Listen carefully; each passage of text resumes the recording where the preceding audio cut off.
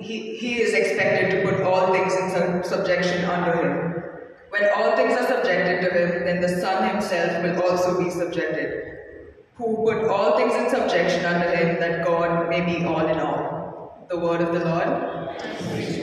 Please rise for the gospel acclamation.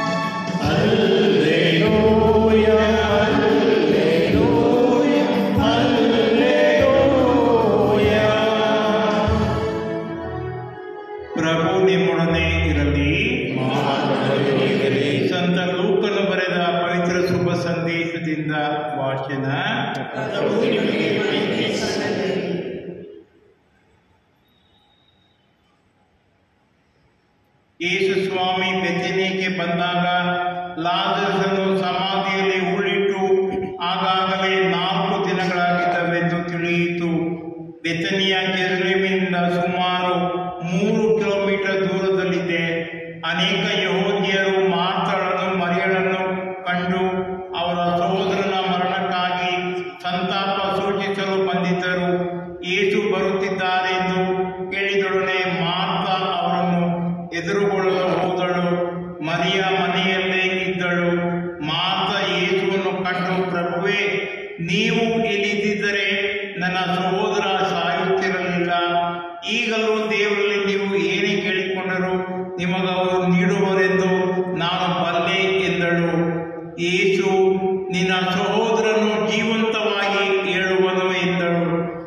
ಅವನು ಅಂತಿಮ ದಿನದ ಪುನರುತ್ಥಾನದಲ್ಲಿ ಜೀವಂತವಾಗಿ ಏಳುವನೆಂದು ನನಗೆ ತಿಳಿದಿದೆ ಎಂದಳು ಮಾರ್ಥ. ಯೇಸು ಅವಳಿಗೆ, ಪುನರುತ್ಥಾನವೂ ಜೀವವೂ ನಾನೇ. ನನ್ನಲ್ಲಿ ವಿಶ್ವಾಸವಿಟ್ಟವನು ಸಾವಿಗೀಡಾದರೂ ಜೀವಿಸುವನು. ಜೀವಿಸುವ ಪ್ರತಿಯೊಬ್ಬನು ನನ್ನಲ್ಲಿ ವಿಶ್ವಾಸವಿಟ್ಟನೆಂದರೆ ಅವನೆಂದಿಗೂ ಸಾಯನು. ಇದನ್ನು ನೀನು ವಿಶ್ವಾಸವೆಯಾ ಎಂದು ಕೇಳಲು ಆಕೆಯು, ಹೌದು ಪ್ರಭುವೇ, ನೀವೇ ಅಭಿಷಕ್ತರಾದ ಲೋಕೋದ್ಧಾರಕ, ದೇವರ ಪುತ್ರ, ಈ ಲೋಕಕ್ಕೆ ಬರಬೇಕಾದವರು ಎಂದು ನಾನು ವಿಶ್ವಾಸಿಸುತ್ತೇನೆ ಎಂದು ಹೇಳಿದಳು. ಪ್ರಭು ಕ್ರಿಸ್ತರ ಶುಭ ಸಂದೇಶ.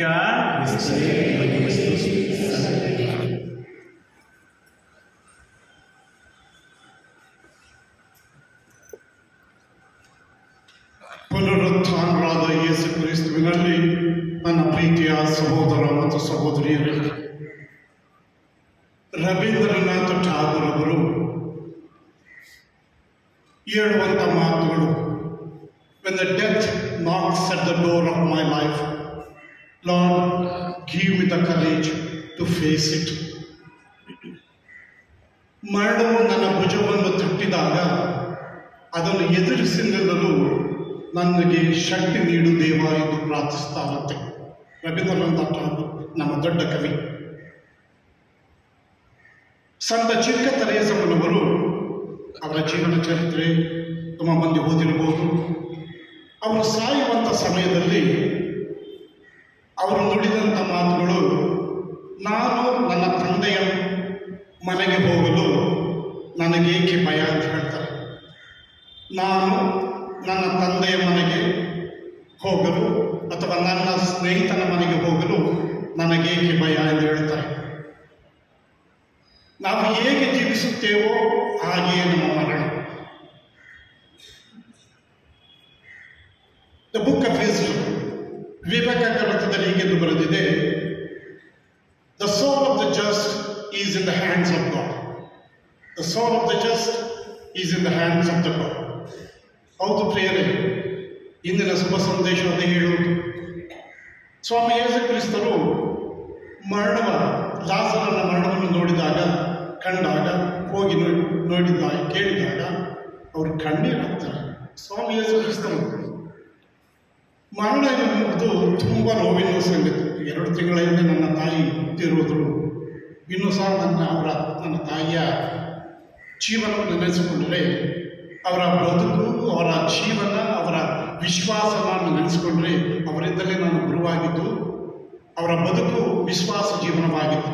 ಅದೇ ಕ್ರೈಸ್ತ ಜೀವನ. ನಿಮ್ಮ ಜೀವನ, ನನ್ನ ಜೀವನ, ಗುರುಗಳ ಜೀವನ, ಕನ್ಯಾಸ್ತ್ರೀಗಳ ಜೀವನ. ಮರಣವೆಂಬುದು ಚಿಕ್ಕವನಾಗಲಿ ದೊಡ್ಡವನಾಗಲಿ ಬಡವನಾಗಲಿ ಐಶ್ವರ್ಯವಂತನಾಗಿ ನೋಡುವುದಿಲ್ಲ. ಯಾವಾಗ ಮರಣ ಬರುತ್ತೋ ಅದನ್ನು ಸ್ವೀಕರಿಸಲೇಬೇಕು. ಇವತ್ತು ಆಗಲ್ಲ, ನಾಳೆ ಆಗಲ್ಲ. ನಾವು ಹೇಗೆ ಬದುಕಬೇಕೆಂಬುದೇ, ಹೇಗೆ ಜೀವಿಸುತ್ತೇವೆ ಎಂಬುದೇ ಸ್ವಾಮಿ ಯೇಸು ಕ್ರಿಸ್ತರು ನಮಗೆ ಮಾರ್ಗವಾಗಿ ನಮಗೆ ತೋರಿಸಿದ್ದಾರೆ. ಇಂದು ಮನೋಜ್ ಎಮ್ಯಾನ್ಯುಯಲ್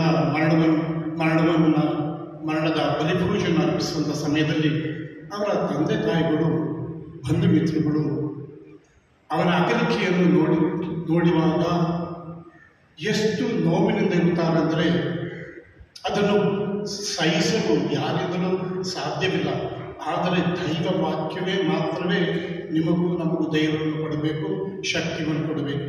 ಏಕೆಂದರೆ ಕ್ರಿಸ್ತರು ಹೇಳುತ್ತಾರೆ, ನಾನೇ ಜೀವ, ನಾನೇ ಪುನರುತ್ಥಾನ. ಆ ಜೀವದಲ್ಲಿ, ಆ ಮರಣದಲ್ಲಿ, ಆ ಪುನರುತ್ಥಾನದಲ್ಲಿ ಪಾಲ್ಗೊಳ್ಳುತ್ತೇವೆಂದು ಜ್ಞಾನಸ್ನಾನದ ಮೂಲಕ, ಮರಣದ ಮೂಲಕ ನಾವು ಹೇಳುತ್ತೇವೆ. ನಾವು ವಿಶ್ವಾಸವನ್ನು ಪ್ರಕಟಿಸುತ್ತೇವೆ. ಅದೇ ನಮಗೆ ಕೊಡುವಂತಹ ಧೈರ್ಯ. ಪ್ರಿಯರೇ, ಒಂದು ಊರಿನಲ್ಲಿ ಒಬ್ಬ ಮಾಲೀಕನಾದ ತೋಟಗಾರ ಇದ್ದ. ಆ ತೋಟಗಾರ ಅನೇಕ ಹೂಗಳನ್ನು ಬೆಳೆಸುತ್ತಿದ್ದಂತೆ.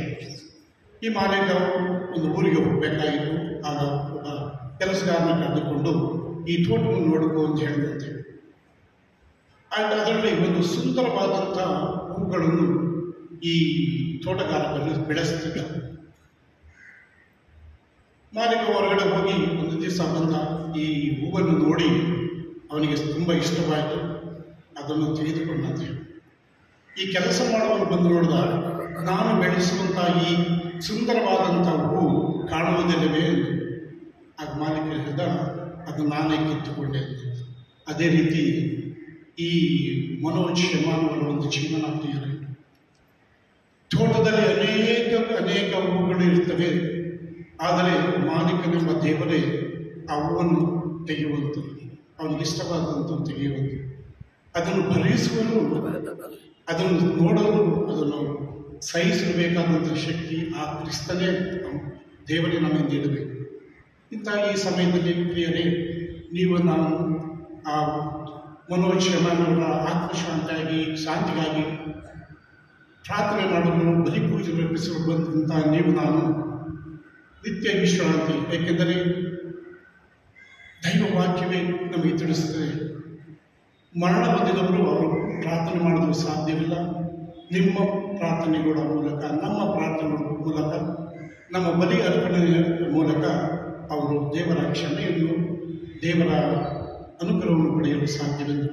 ಅದಕ್ಕೋಸ್ಕರವಾಗಿ ಇಂದು ಅವರ ಕುಟುಂಬಕ್ಕೆ, ಪ್ರತ್ಯೇಕವಾಗಿ ಸುನೀತಾ ಮತ್ತು ರಾಬರ್ಟ್ ಹಾಗೂ ಅವರ ಒಡ ಹುಟ್ಟಿದವರು, ಬಂಧುಗಳು, ಸ್ನೇಹಿತರು ಇವನ ಅಗಲಿಕೆಯನ್ನು ನೋಡಿದಾಗ ಅವರಿಗೆ ಬೇಕಾದ ಧೈರ್ಯ, ಶಕ್ತಿ ದೇವರು ದಯಪಾಲಿಸಲು ಪ್ರಾರ್ಥಿಸುತ್ತಾ, ಮನೋಜ್ ಎಮ್ಯಾನ್ಯುಯಲ್ಗೆ ದೇವರು ನಿತ್ಯ ವಿಶ್ರಾಂತಿ ದಯಪಾಲಿಸಲೆಂದು ಈ ದೇವರ ಬಲಿ ಪೂಜೆಯಲ್ಲಿ ನಾವೆಲ್ಲರೂ ಮತ್ತು ವಿಶ್ವಾಸದಿಂದ ಪ್ರಾರ್ಥಿಸೋಣ.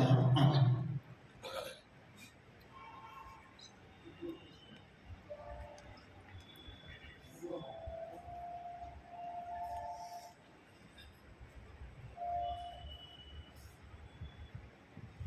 ನಾನೇ ಪುನರುತ್ಥಾನ, ನಾನೇ ಜೀವ ಎಂದು ನುಡಿದಿರುವಂಥ ಯೇಸು ಕ್ರಿಸ್ತವೇ, ನಿಮ್ಮ ಸತ್ಯವಾಕ್ಯದಲ್ಲಿ ನಾವು ನಂಬುತ್ತೇವೆ, ವಿಶ್ವಾಸುತ್ತೇವೆ. ಈ ನಮ್ಮ ಜೀವನ ನಿಮ್ಮ ಸನ್ನಿಧಿಯಲ್ಲಿ ಇರುವಂಥ ಸಮಯದಲ್ಲಿ, ಮುಖ್ಯವಾಗಿ ಮನೋಜ್ ಎಮ್ಯಾನುವಲ್ ಆತ್ಮಶಾಂತಿಯಾಗಿ ಪ್ರಾರ್ಥನೆ ಮಾಡುವಂಥ ಸಮಯದಲ್ಲಿ ನಮ್ಮ ವಿಶ್ವಾಸವು ದೃಢೀಕರಣವಾಗಲಿ, ನಿತ್ಯ ವಿಶ್ವಾಸವು ದಯಪಾಲಿಸಲು ಪ್ರಾರ್ಥಿಸೋಣ. Your response will be, Lord, graciously hear our prayer. Lord, graciously hear our prayer. In baptism, Manoj Emmanuel received the light of Christ. He was nourished at the table of the Savior. Lord, scatter the darkness away and lead him into your heavenly abode. This we pray to the Lord. Lord, forgive every sin and shortcoming of our dear brother Manoj. Welcome him into the halls of your heavenly banquet. In your mercy, turn the darkness of death into the dawn of new life. This we pray to the Lord. Manoj Emmanuel trusted in the Lord and now sleeps with the Lord. Eternal Father, give him refreshment, rest and peace, because his faith is known to you alone. This we pray to the Lord. As we pray for Manoj, let us remember all the deceased, those we have loved and cherished in our families and friends, and all those who have no one to remember them. May you, O God, welcome them into the radiant light of your heavenly palace. This we pray to the Lord. Many people die by violence, war, and famine each day. Lord, show your mercy to those who suffer so unjustly. May your love gather them into the eternal kingdom of peace. This we pray to the Lord. The family and friends of Manoj, especially his parents and his only brother, are in a state of shock and deep sorrow. We place each and every one into your loving hands. Dear Lord, heal their pain and give them solace to overcome their grief. Strengthen their hope so that they may live in the expectation of meeting our dear one once again in your heavenly kingdom. This we pray to the Lord. O Almighty and Eternal Father, as we bid a loving farewell to our beloved Manoj, we accept the fact that your ways are always mysterious, but let thy will be done. This we pray to the Lord. Please pray for your personal needs and for the soul of Manoj Emmanuel, who requires your blessings on this day.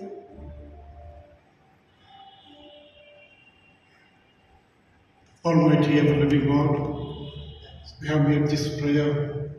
You know what is best in our life at this moment of our life. We pray in a very special way to give consolation to the families of Manoj Emmanuel, their parents and holy brother, and also those people who are gathered here. Lord, in the death of Lazarus, you shed your tears and you consoled them. We pray the same to the family of Emmanuel Manoj. We make this prayer through Christ our Lord. Amen. ಪ್ರಿಯರೇ, car number 8796 is parked in between the lane. We request you to please vacate it or move it.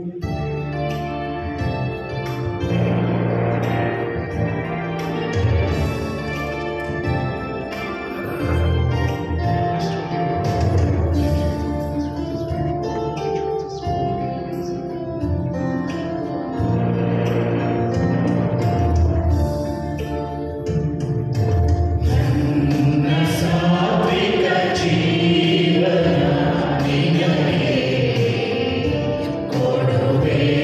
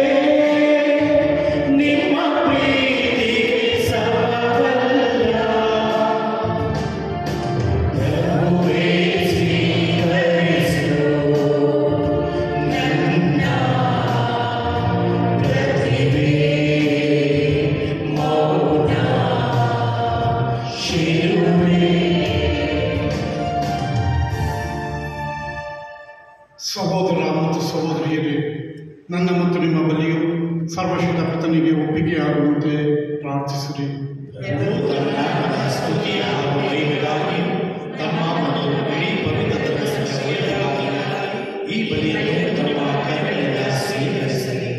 ಪ್ರಭು ನಮಗೆ ಈ ಕೊಡುಗೆಗಳನ್ನು ಪ್ರಸನ್ನತೆಯಿಂದ ಈಕ್ಷಿಸಿರಿ.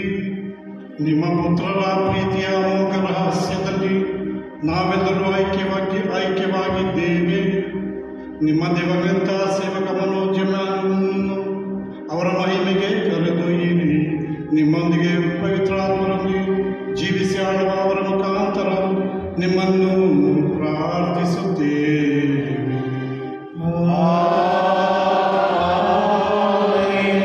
ಪ್ರಭು ಕ್ರಿಸ್ತರು ನಿಮ್ಮೊಡನೆ ಇರಲಿ.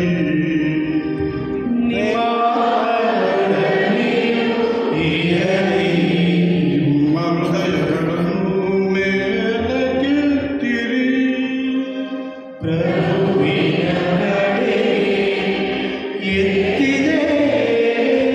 ನಮ್ಮ ಪ್ರಭು ದೇವರಿಗೆ ಕೃತಜ್ಞತೆಯನ್ನು ಸಲ್ಲಿಸೋಣ.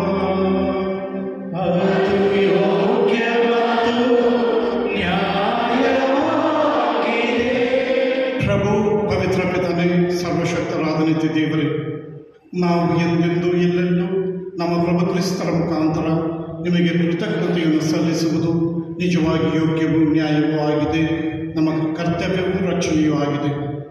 ಏಕೆಂದರೆ ನಾವು ಮರಣದಿಂದ ತಪ್ಪಿಸಿಕೊಳ್ಳುವಂತೆ ಕ್ರಿಸ್ತರು ತಾವೊಬ್ಬರೇ ಮರಣ ಹೊಂದಲು ಒಪ್ಪಿದರು. ನಾವೆಲ್ಲರೂ ನಿಮ್ಮ ಸಮ್ಮುಖದಲ್ಲಿ ಅನಂತ ಕಾಲಕ್ಕೆ ಜೀವಿಸುವಂತೆ ಅವರು ತಾವೊಬ್ಬರೇ ಮರಣ ಹೊಂದಲು ಸಮ್ಮತಿಸಿದರು. ಆದುದರಿಂದ ದೂತಗಣಗಳ ಸಮೂಹದೊಂದಿಗೆ ನಿಮ್ಮನ್ನು ಸ್ತುತಿಸುತ್ತಾ ಆನಂದದಿಂದ ಘೋಷಿಸುತ್ತೇವೆ.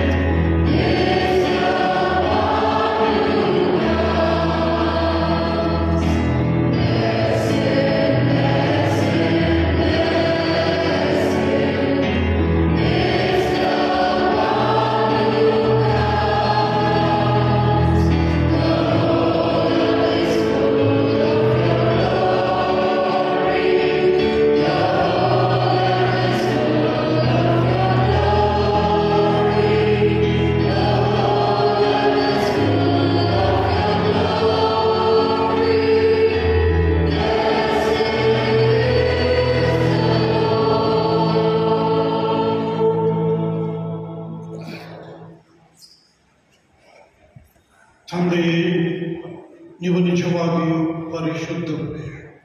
ಸರ್ವ ಪರಿಶುದ್ಧತೆಯ ಬುಗ್ಗೆಯೂ ನೀವೇ. ಈ ಕೊಡುಗೆಗಳ ಮೇಲೆ ನಿಮ್ಮ ಪವಿತ್ರಾತ್ಮವನ್ನು ಇಬ್ಬನಿಯಂತೆ ಸುರಿಸಿ ಪಾವನಗೊಳಿಸಲೆಂದು ಪ್ರಾರ್ಥಿಸುತ್ತೇವೆ. ನಮಗೆಗೂ ನಮ್ಮ ಪ್ರಭು ಯೇಸು ಕ್ರಿಸ್ತರ ಶರೀರ ಮತ್ತು ರಕ್ತವಾಗುವಂತೆ ಮಾಡಿರಿ. ಅವರನ್ನು ಪರಾಧೀನ ಮಾಡಲಾದ ಸಮಯದಲ್ಲಿ ಸ್ವಇಚ್ಛೆಯಿಂದ ತಮ್ಮ ಯಾತನೆಗೆ ಒಳಗಾದಾಗ ಅವರು ರೊಟ್ಟಿಯನ್ನು ತೆಗೆದುಕೊಂಡು ಕೃತಜ್ಞತೆಯನ್ನು ಸಲ್ಲಿಸಿ ಅದನ್ನು ಮುರಿದು ತಮ್ಮ ಶಿಷ್ಯರಿಗೆ ಕೊಡುತ್ತಾ ಹೀಗೆಂದರು: ತೆಗೆದುಕೊಳ್ಳಿ, ಇದನ್ನು ನೀವೆಲ್ಲರೂ ಭುಜಿಸಿರಿ, ಏಕೆಂದರೆ ಇದು ನಿಮಗಾಗಿ ಒಪ್ಪಿಸಲಾಗುವ ನನ್ನ ಶರೀರ.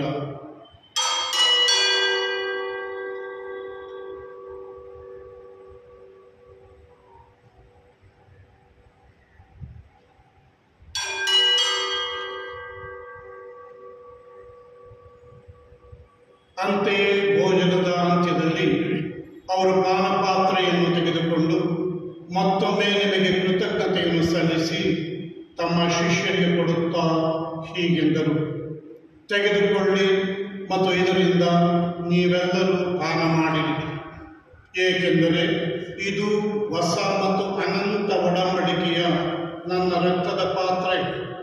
ಈ ರಕ್ತವು ನಿಮ್ಮ ಮತ್ತು ಅನೇಕರ ಪಾಪಗಳ ಪರಿಹಾರಕ್ಕಾಗಿ ಸುರಿಸಲಾಗುವುದು. ಇದನ್ನು ನನ್ನ ಸ್ಮರಣೆಗಾಗಿ ಮಾಡಿರಿ.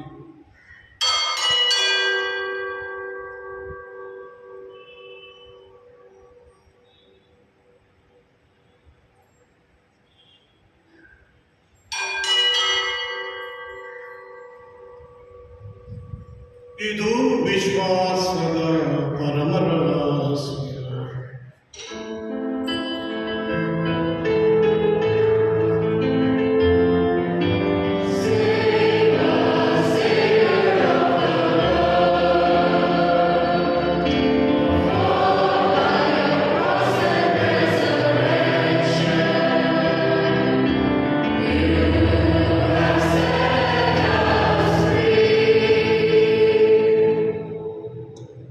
ಆದುದರಿಂದ ಪ್ರಭು, ನಿಮ್ಮ ಸಮ್ಮುಖದಲ್ಲಿ ನಿಂತು ಸೇವೆ ಸಲ್ಲಿಸಲು ನಮ್ಮನ್ನು ಯೋಗ್ಯರೆಂದು ಪರಿಗಣಿಸುವುದಕ್ಕಾಗಿ ನಿಮಗೆ ಕೃತಜ್ಞತೆಯನ್ನು ಸಲ್ಲಿಸುತ್ತೇವೆ.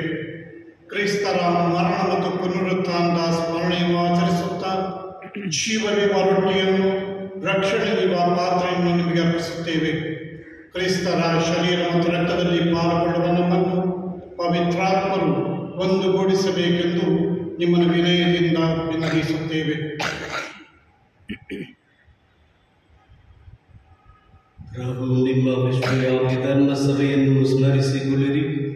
ನಮ್ಮ ವಿಶ್ವಗುರು ಫ್ರಾನ್ಸಿಸ್ ಅವರೊಂದಿಗೂ, ನಮ್ಮ ಧರ್ಮಾಧ್ಯಕ್ಷ ಪೀಟರ್ ಅವರೊಂದಿಗೂ, ಸಕಲ ಯಾಜಕರೊಂದಿಗೂ ಅದನ್ನು ಪ್ರೀತಿಯ ಪರಿಪೂರ್ಣತೆಡೆಗೆ ಮುನ್ನಡೆಸಿರಿ. ಪ್ರಭು, ಈ ಲೋಕದಿಂದ ನಿಮ್ಮಲ್ಲಿಗೆ ಕರೆದುಕೊಂಡಿರುವ ನಿಮ್ಮ ಸೇವಕ ಇಮ್ಯಾನ್ಯುಯಲ್ ಮನೋಜ್ ಇವರನ್ನು ಸ್ಮರಿಸಿಕೊಳ್ಳಿರಿ. ನಿಮ್ಮ ಪುತ್ರ ಅನುಭವಿಸಿದಂಥ ಮರಣದಲ್ಲಿ ಭಾಗಿಯಾಗಿದ ಇವರು ಅವರ ಪುನರುತ್ಥಾನದಲ್ಲಿಯೂ ಭಾಗಿಯಾಗುವಂತೆ ಅನುಗ್ರಹಿಸಿರಿ. ಪ್ರಭು, ಪುನರುತ್ಥಾನದ ನಿರೀಕ್ಷೆಯಲ್ಲಿ ವಿಶ್ರಮಿಸುತ್ತಿರುವ ನಮ್ಮ ಸಹೋದರ ಸಹೋದರಿಯರನ್ನು ನಿಮ್ಮ ದಯೆಯಲ್ಲಿ ಮೃತರಾದ ಎಲ್ಲರನ್ನು ಸ್ಮರಿಸಿಕೊಳ್ಳಿರಿ.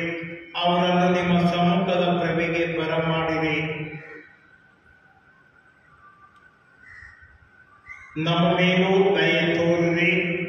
ದೇವಮಾತೆ ಪೂಜ್ಯ ಕನ್ಯಾ ಮರಿಯಮ್ಮನವರೊಂದಿಗೂ, ಆಕೆಯ ಪತಿ ಸಂತ ಜೋಸೆಫರೊಂದಿಗೂ, ಪುನೀತ ಪ್ರೇಷಿತರೊಂದಿಗೂ, ಎಲ್ಲ ಕಾಲಗಳಲ್ಲಿ ನಿಮ್ಮ ಮೆಚ್ಚುಗೆಗೆ ಪಾತ್ರರಾದ ಸಕಲ ಸಂತರೊಂದಿಗೂ ನಾವು ನಿತ್ಯ ಜೀವದಲ್ಲಿ ಸಹಭಾಗಿಗಳಾಗಿ ನಿಮ್ಮನ್ನು ಸ್ತುತಿಸಿ ಮಯಪಡಿಸುವಂತೆ ನಿಮ್ಮ ಪುತ್ರ ಯೇಸು ಕ್ರಿಸ್ತರ ಮುಖಾಂತರ ನಿಮ್ಮನ್ನು ಪ್ರಾರ್ಥಿಸುತ್ತೇವೆ.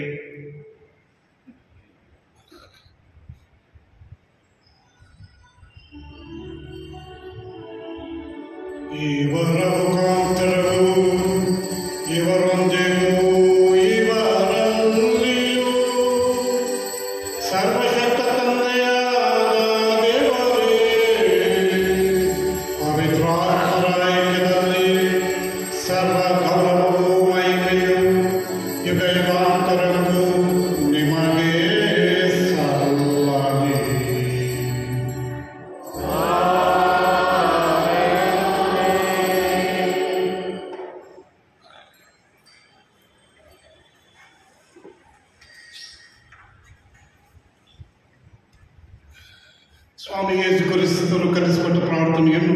ಭಕ್ತಿ ವಿಶ್ವಾಸದಿಂದ ಹೇಳೋಣ. ಸ್ವರ್ಗದಲ್ಲಿರುವ ನಮ್ಮ ತಂದೆಯೇ, ನಿಮ್ಮ ನಾಮಕ್ಕೆ ಸ್ತೋತ್ರವಾಗಲಿ. ನಿಮ್ಮ ರಾಜ್ಯ ಬರಲಿ. ನಿಮ್ಮ ಚಿತ್ತ ಸ್ವರ್ಗದಲ್ಲಿ ನೆರವೇರುವ ಪ್ರಕಾರ ಭೂಮಿಯಲ್ಲಿಯೂ ನೆರವೇರಲಿ. ನಮ್ಮ ಅನುದಿನದ ಆಹಾರವನ್ನು ನೀನು ನಮಗೆ ಕೊಡಿರಿ. ನಮಗೆ ಅಪಮಾನಗಳನ್ನು ನಾವು ಕ್ಷಮಿಸುವ ಪ್ರಕಾರ ನಮ್ಮ ಪಾಪಗಳನ್ನು ಕ್ಷಮಿಸಿರಿ. ನಮ್ಮನ್ನು ಶೋಧನೆಗೆ ಒಳಪಡಿಸಿರಿ, ಕೇಡಿನಿಂದ ನಮ್ಮನ್ನು ರಕ್ಷಿಸಿರಿ. ಪ್ರಭು ಸಕಲ ಕೇಡುಗಳಿಂದ ನಮ್ಮನ್ನು ರಕ್ಷಿಸಲೆಂದು ಪ್ರಾರ್ಥಿಸುತ್ತೇವೆ. ನಿಮ್ಮ ದಯೆಯ ನೆರವನ್ನು ಪಡೆದು ಪಾಪದಿಂದ ಸದಾ ವಿಮುಕ್ತರಾಗಿ ಎಲ್ಲ ಸಂಕಷ್ಟಗಳಿಂದ ಸುರಕ್ಷಿತರಾಗಿರುವಂತೆ ನಮ್ಮ ಜೀವಮಾನದಲ್ಲಿ ಶಾಂತಿಯನ್ನು ದಯೆಯಿಂದ ಕರುಣಿಸಿರಿ. ನಾವು ಸ್ವರ್ಗಾನಂದವನ್ನು ನಮ್ಮ ರಕ್ಷಕ ಯೇಸು ಕ್ರಿಸ್ತರ ಆಗಮನವನ್ನು ನಿರೀಕ್ಷಿಸುತ್ತೇವೆ. ಏಕೆಂದರೆ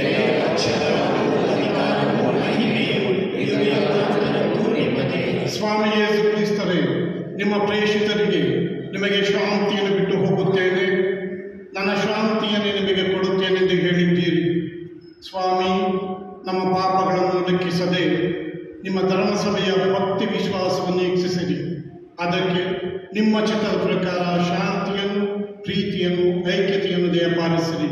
ಯುಗಾಂತರಕ್ಕೂ ಜೀವಿಸಿ ಆಳುವ ಕರ್ತರೇ, ನಿಮ್ಮನ್ನು ಪ್ರಾರ್ಥಿಸುತ್ತೇವೆ. ಪ್ರಭುವಿನ ಶಾಂತಿ ಸದಾ ನಿಮ್ಮೆಲ್ಲರಲ್ಲಿ.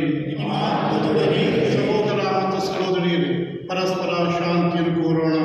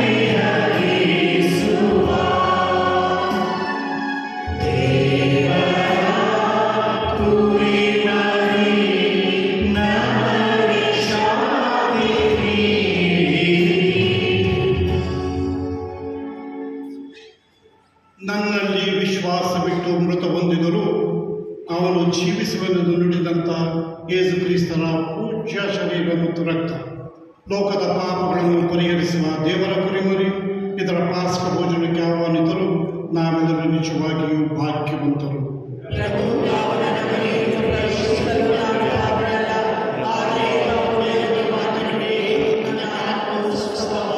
ಅವರ ಜೀವನವನ್ನು ಪಡೆಯುವಂತೆ ಕ್ರಿಸ್ತರ ಶರೀರ.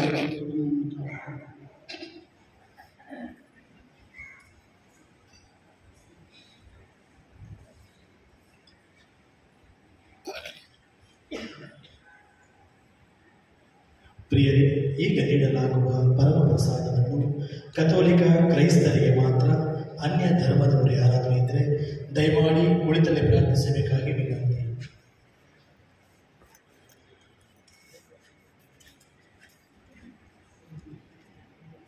Dear friends, the communion which is going to be distributed now is only for the baptized Catholics. Any other friends, please pray at your place.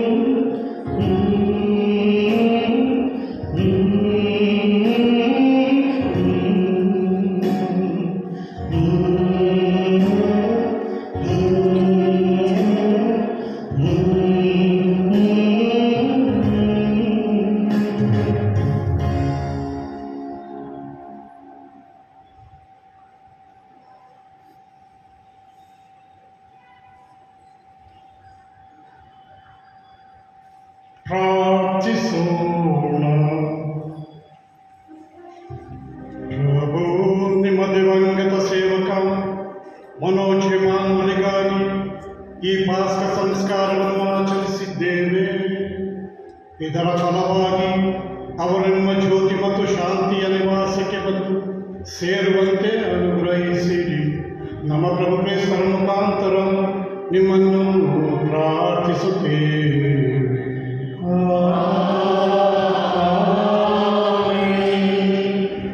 ಇಲ್ಲಿ ಬಲಿಪೂಜೆಗೆ ಭಾಗವಹಿಸಲು ಬಂದಿರುವ ಎಲ್ಲ ಗುರುಗಳ ಪರವಾಗಿ ಹಾಗೂ ನನ್ನ ವೈಯಕ್ತಿಕ ಪರವಾಗಿ ಇಲ್ಲಿ ನೆರೆದಿರುವ ಎಲ್ಲ ಭಕ್ತಾದಿಗಳ ಪರವಾಗಿ ಸುನೀತಾ ಮತ್ತು ರಾಬರ್ಟ್ ಅವರ ಕುಟುಂಬದವರಿಗೆ ನಾವು ನಮ್ಮ ಸಂತಾಪಗಳನ್ನು ಸಲ್ಲಿಸುತ್ತೇವೆ. ದೇವರು ಇಂಥ ಈ ಸಮಯದಲ್ಲಿ ಸ್ವಾಮಿ ಯೇಸು ಕ್ರಿಸ್ತ ಕಣ್ಣೀರಿಟ್ಟಂಥ ಈ ಸ್ವಾಮಿ ಯೇಸು ಕ್ರಿಸ್ತರೇ ಲಾಜರನ ಸಮಾಧಿಯಲ್ಲಿ ಕಣ್ಣೀರಿಟ್ಟ ಸ್ವಾಮಿ ಯೇಸು ಕ್ರಿಸ್ತರೇ ನಿಮಗೂ ನಿಮ್ಮ ಕುಟುಂಬಕ್ಕೂ ಶಾಂತಿ ಸಮಾಧಾನ ದಯಪಾಲಿಸೆಂದು ನಾವೆಲ್ಲರೂ ಭಕ್ತಿಯಿಂದ ಪ್ರಾರ್ಥಿಸಿದ್ದೇವೆ.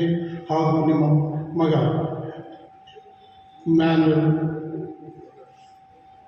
ಮನೋಜ್ ಮ್ಯಾನ್ವಲ್ ದೇವರ ಸನ್ನಿಧಿಯಲ್ಲಿ ನಿಜವಾಗಿಯೂ ಅವರ ಕೈಯಲ್ಲಿ ಇದ್ದಾರೆಂಬ ವಿಶ್ವಾಸ ನಮಗಿದೆ. ಏಕೆಂದರೆ the soul of the just is in the hands of God. ಪ್ರಭು ಕ್ರಿಸ್ತರು ನಿಮ್ಮೊಡನೆ ಇರಲಿ.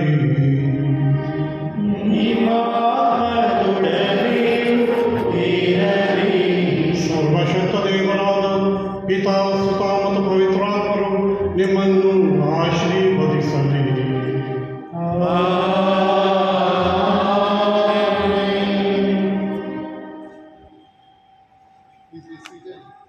Please be seated.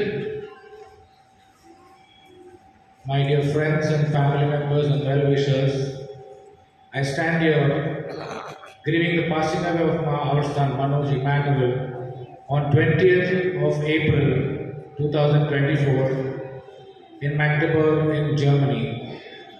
He had gone to do his higher studies in MS in Digital Engineering. Unfortunately, we have lost him. And I thank each and every one of my family members. First, I thank Almighty God for giving Manoj into our lives. He has been a live wire in our family, always keeping us happy and laughing. We miss him, and all his cousins definitely miss him. I praise the Lord that so many people have come for this funeral mass. It shows the love and affection you have for our family and for Manoj. I sincerely want to thank all the celebrants, especially main celebrant, Reverend J. Anthony Swami, the provincial of the St. Pallottine congregations, who we met recently, and he has accepted and offered his mass for us into the soul of Manoj Emmanuel. I thank you, dear Father. And I thank our beloved parish priest, Father Sushanathan, who has been our support in all these days. It has been almost 13 days since he passed away, and we were getting his body back to India. And he has visited us, he has consoled us. I thank you, dear Father Sushanathan. I thank my very dear friend, Father Patrick, who is on my right. We were altar boys, and incidentally, he lost his mother 2 days ago.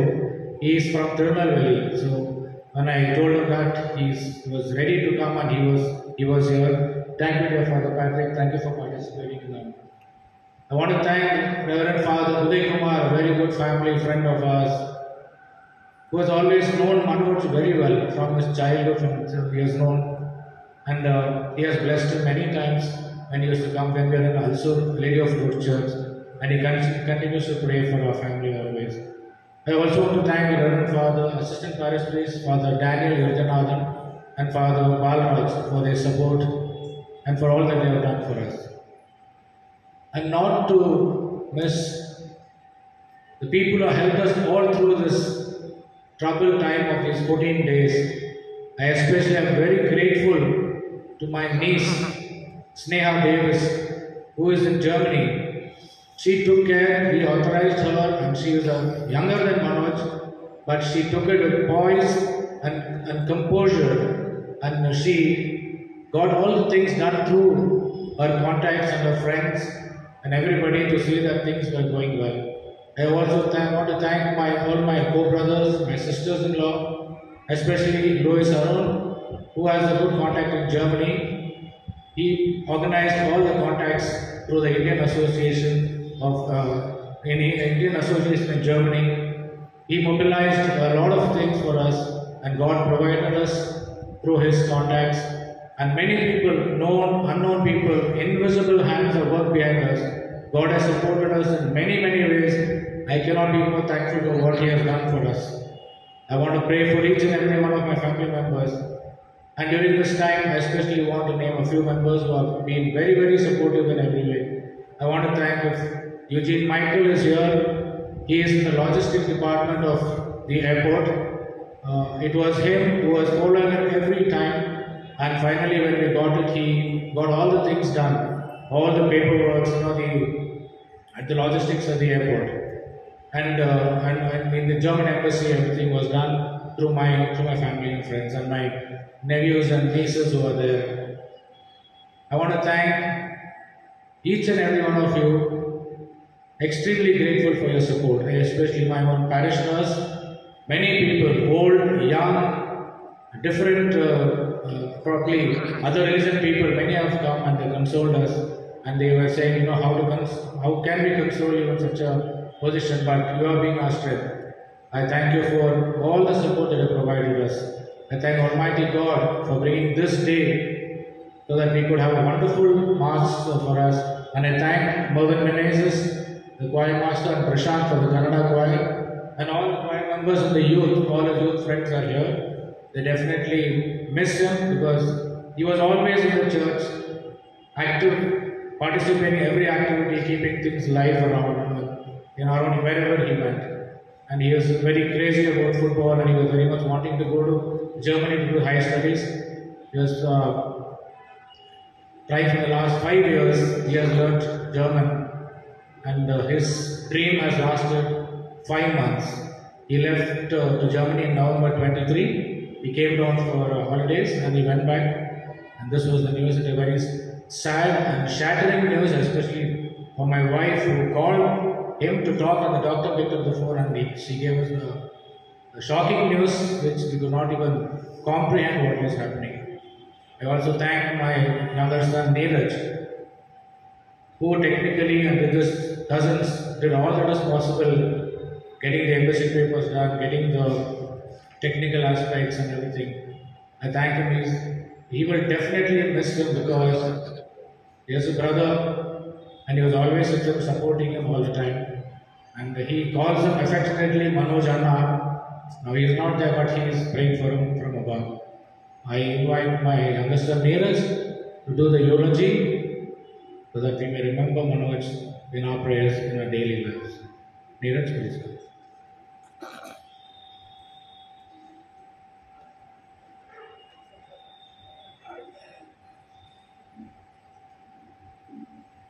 Good afternoon to all the family members, friends, near and dear ones who have all come together this day. I am Neeraj Daniel and I am the brother of Manoj Emmanuel. When I was born, he was one of the very first persons to take me into his arms. He always told me how the nurse told him, "Nodu Raja, nin kayalli nin jote cricket aadoru sikpitidare." He was always filled with joy, and whenever we played anything at all. My brother loved playing computer games, console games, anything to be fair. Whenever we played, he always used to call me to sit beside him and watch him play the game because I was too small and I couldn't play the game with him. But it always used to feel like he was playing the game, he was the game, and I was the one playing the game. It was like I was the player and he was my character who was Manoj. My brother and I never really agreed on anything at all, which we both sort of believed in more of tough love than we did with true love. He and I were brought up by both our grandparents, my dad's parents. So my mom always told everyone she met and introduced us that Manoj is my mother-in-law and Neeraj is my father-in-law. We both sort of adopted a lot of the characteristics of both of our grandparents, more than we did from our own parents. We were both really grateful to have them in our life and the impact they both left on our lives. We both were polar opposites of each other in all aspects. Let it be the things we eat, the stuff we do, our interests, even our careers, and our educational fields, right down to the way we both looked even. If he liked Adidas, I liked Nike. If he loved my mom's Ravi Upma, I loved my mom's Semia Upma. If he liked to be loud and excited, I was always mellowed down and quiet. He was an engineer who pushed me to follow commerce. This led to us almost arguing all the time.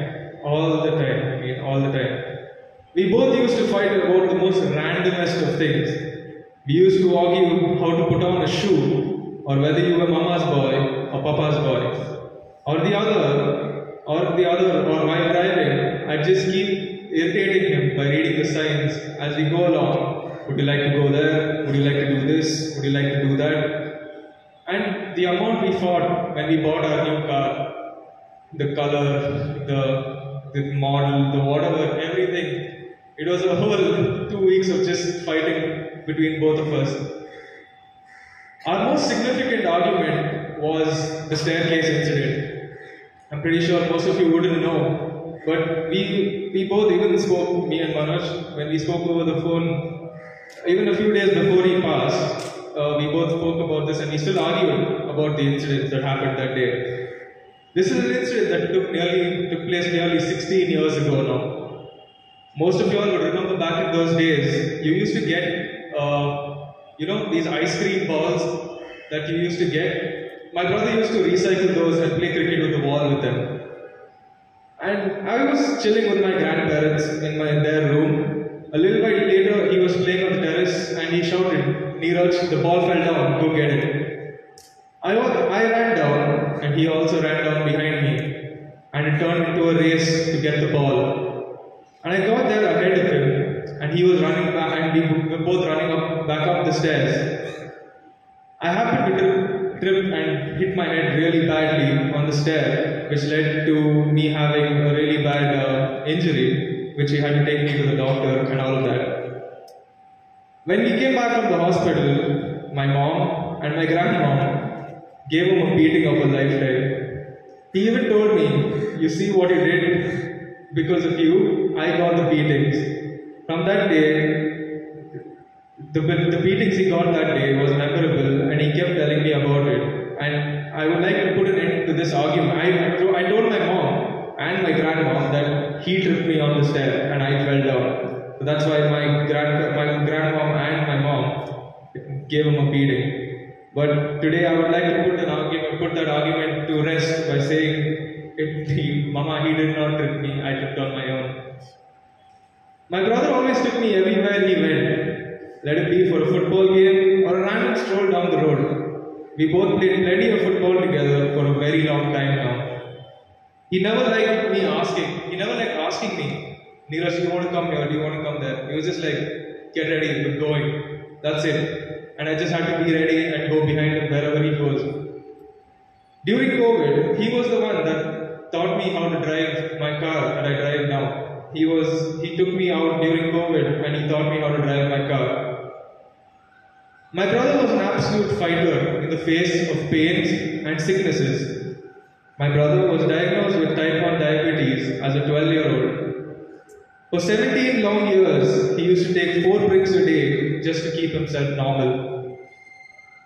Despite the fact he was sick, he liked to believe and make everyone believe that he was in fact normal. My mom used to accompany him for multiple checkups and hospital visits all the time, despite the fact he fought through at least 30 hospital visits for various reasons, ranging from breaking his leg to having a boil under his arm or so many other things. In 2020, during COVID, he had a severe muscle issue that led to blockage of blood flow to his legs. He used to be in severe pain for nearly 5 to 6 months, and doctors told us he would not be able to walk anymore, or to put a stent or whatever that they they consulted us, which was a very tough time for all 4 of us, my mom, my dad, and me, and even my grandmother. But even though the doctor said that he could never walk again, which was back in 2020, he managed to fight his way through it, and he managed to walk in less than 3 months.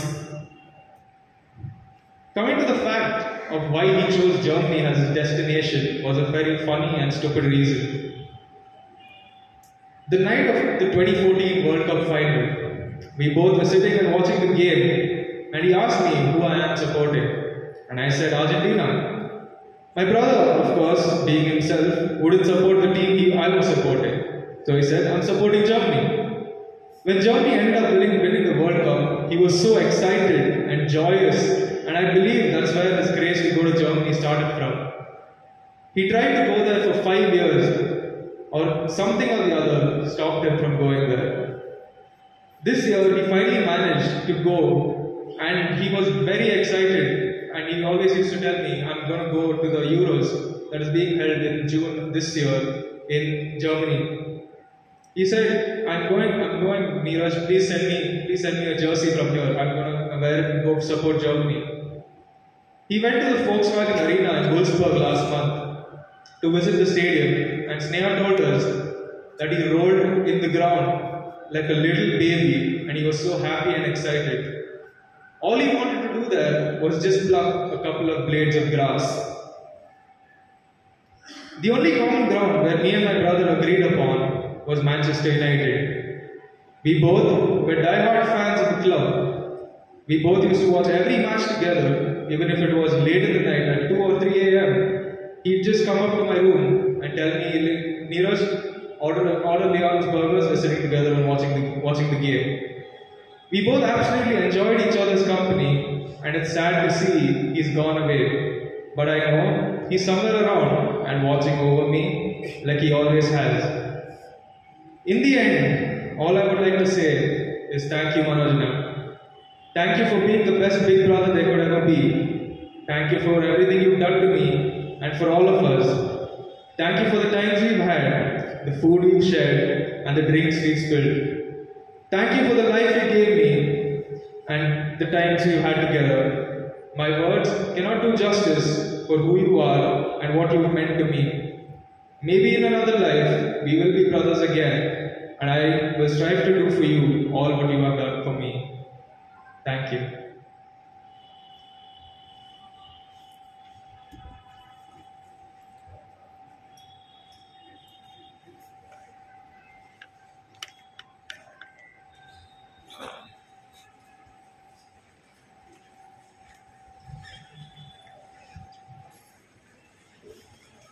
Better not if you stand there only where you are.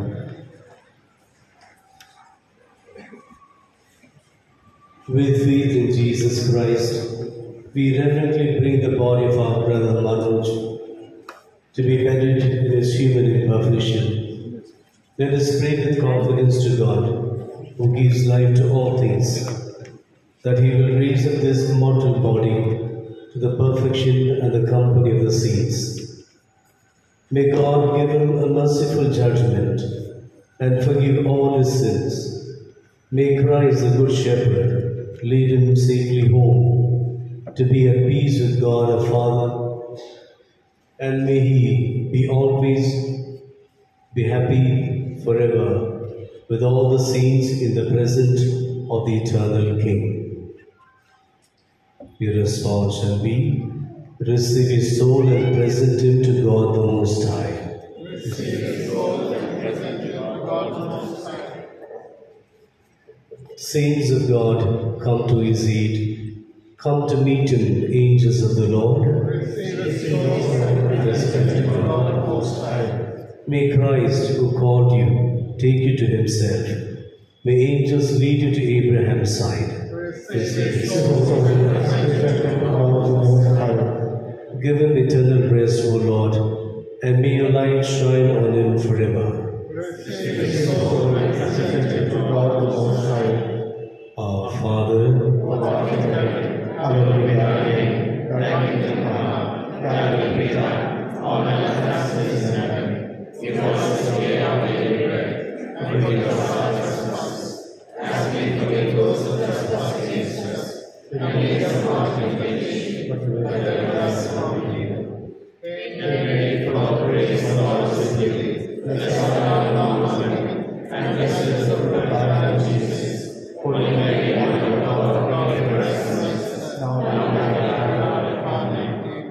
Amen. Hail Mary, full of grace, the Lord is with you. Blessed art thou among women, and blessed is the fruit of thy womb, Jesus. Holy Mary, Mother of God, pray for us sinners, now and at the hour of our death. Amen. Hail Mary, full of grace, the Lord is with you. Blessed art thou among women, and blessed is the fruit of thy womb, Jesus. Holy Mary, Mother of God, pray for us sinners, now and at the hour of our death. Amen. Hail Mary, full of grace, the Lord is with you. Blessed art thou among women, and blessed is the fruit of thy womb, Jesus. Holy Mary, Mother of God, pray for us sinners, now and at the hour of our death. Amen. Glory be to the Father, and to the Son, and to the Holy Spirit, as it was in the beginning, now and ever shall be, world without end. Amen.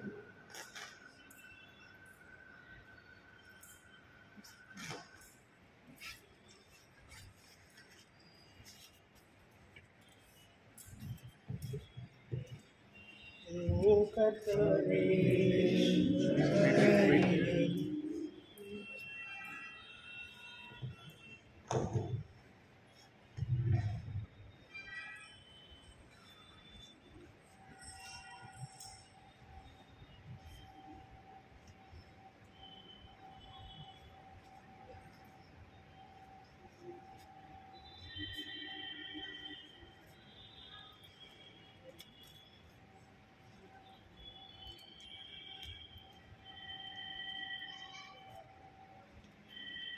Father, into your hands we commend our brother Manoj.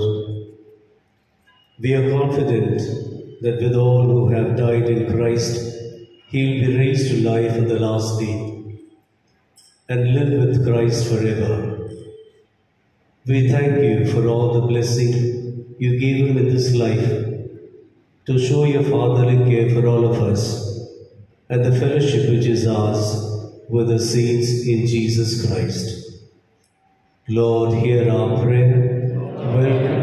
Welcome our brother to paradise, and help us to comfort each other with assurance of our faith until we all meet in Christ to be with you and with our brother forever.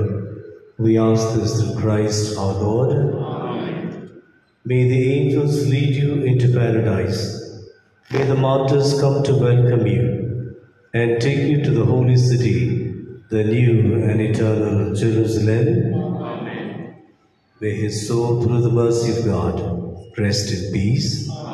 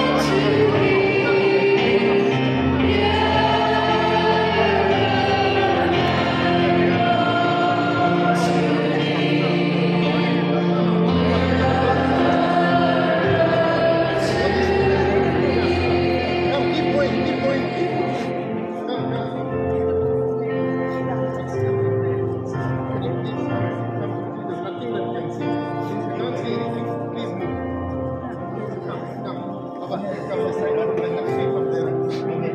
Move that way.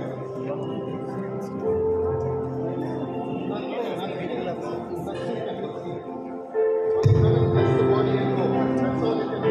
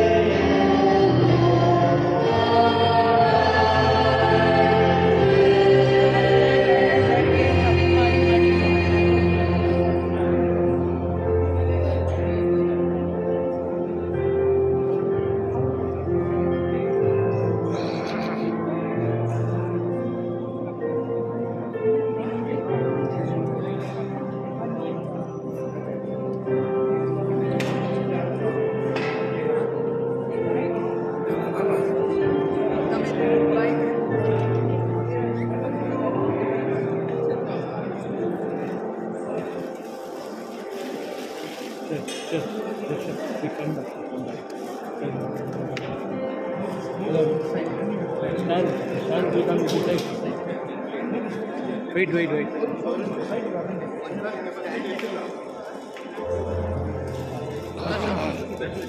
It will go back. Turn. No.